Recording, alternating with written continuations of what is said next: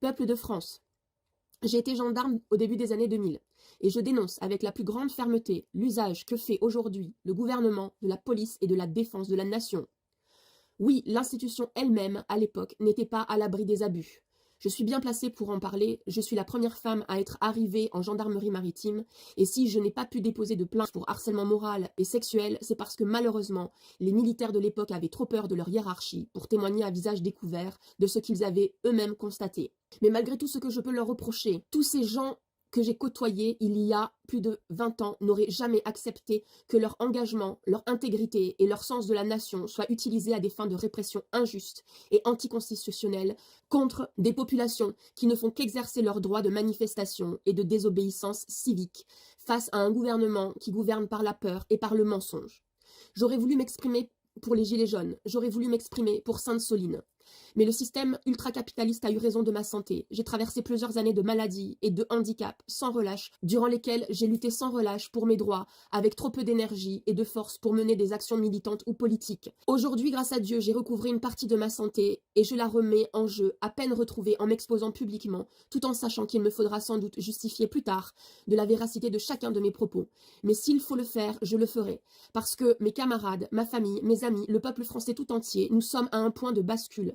La balance est en train de pencher de l'autre côté, il reste peu de choses avant que nous franchissions définitivement le point de non-retour et basculions dans un monde dystopique digne de Hunger Games, de Divergence, de 1984 ou toute autre œuvre de fiction qui décrive un monde où le peuple ne peut plus rien faire face à des élites dirigeantes dont le seul objectif est de s'en mettre plein les poches, quitte à laisser crever le reste du monde et de la planète. J'en appelle donc à tous mes anciens camarades de l'institution et des armées, à leurs familles, à leurs amis. Vous savez très bien ce que pensent vos proches, même s'ils ne peuvent pas le dire. Soyez les porte-parole de celles et ceux qui servent encore sous les drapeaux, car non, ils ne sont pas d'accord avec ce qu'il se passe aujourd'hui. Ils ont simplement signé un contrat et risquent de lourdes sanctions s'ils osent dire tout haut ce qu'ils pensent, alors que pour la plupart ils sont profondément opposés à ce qui est en train de se produire en France. Les 9 personnes qui ont baissé les armes hier ne sont pas les seuls à penser qu'il faudrait le faire. Mais le poids de la hiérarchie, le poids du quotidien, la peur des conséquences dans une semaine, un mois, un an,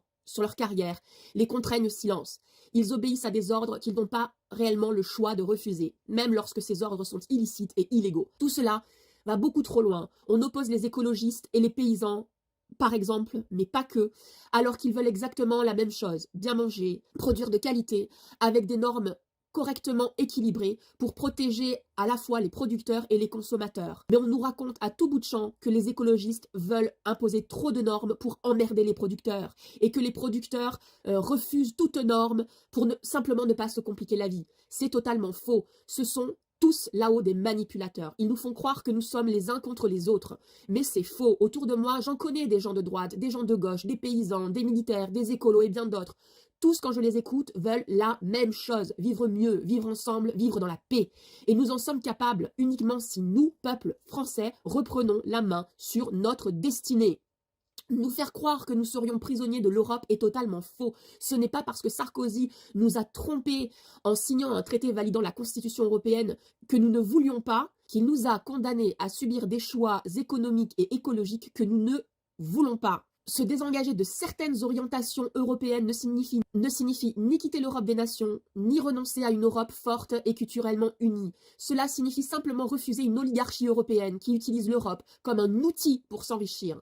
Nous pouvons être européens et défendre aussi la souveraineté des peuples nationaux. Le Mercosur est une connerie monumentale. J'ai étudié les traités de libre-échange dès les années universitaires quand j'étudiais les civilisations et les économies d'Amérique du Sud. Au début des années 2000. Déjà, à l'époque, les chercheurs expliquaient qu'il s'agissait d'une immense aberration. On savait que le Mercosur avait été conçu pour permettre à des intérêts capitalistes américains d'augmenter leurs marges par la spéculation. Plus les volumes et les quantités sont importantes, plus les marges explosent. Ils n'en ont rien à faire des consommateurs, rien à faire des producteurs. Ce qu'ils veulent, c'est marger, accumuler de l'argent, l'injecter dans une économie financiarisée virtuelle et jouer au casino de la bourse. Non, pas en investissant dans des entreprises par confiance ou pour soutenir l'innovation, mais pour les revendre quelques semaines plus tard, 2, 3 ou 4 fois leur valeur. Arrêtons d'être les naïfs et les ignorants que ces soi-disant élites veulent que nous soyons. Remettons les valeurs humaines, les valeurs de la nature, le bon sens du quotidien et des territoires au cœur de notre décision. Arrêtons de nous diviser pour des conneries et redevenons un peuple uni face à nos véritables ennemis, ceux qui font de nous des marchandises, ceux qui transforment les êtres vivants et les êtres humains en business.